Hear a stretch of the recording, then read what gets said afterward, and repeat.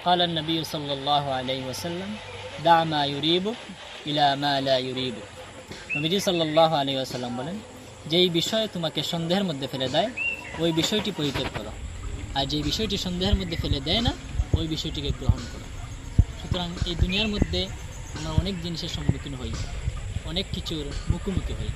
দেখা যায় এই বিষয়টি আমার মধ্যে সন্দেহ কাজ করছে, এই বিষয়টা হালাল নাকি হারাম, জায়েজ নাকি না জায়েজ। যদি কখনো এমন বিষয়ের মুখোমুখি হই তাহলে আমাদের পদক্ষেপ কী হবে, আমাদের করণীয় কী হবে, ওই হাদিসের প্রথম অংশে কিন্তু আমাদেরকে নবীজি বলে দিয়েছেন যে সন্দেহ হলে বিষয়টিকে ছেড়ে দাও, আগে নিশ্চিত হও বিষয়টা হালাল নাকি হারাম।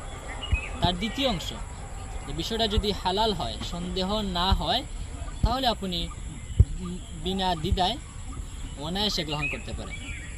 এই জন্য এই হাদিসের, যদিও হাদিসটি অনেক ব্যাপক অর্থবোধক, কিন্তু এই সংক্ষিপ্ত মর্ম আমরা জানলাম এবং আমল করার চেষ্টা করব।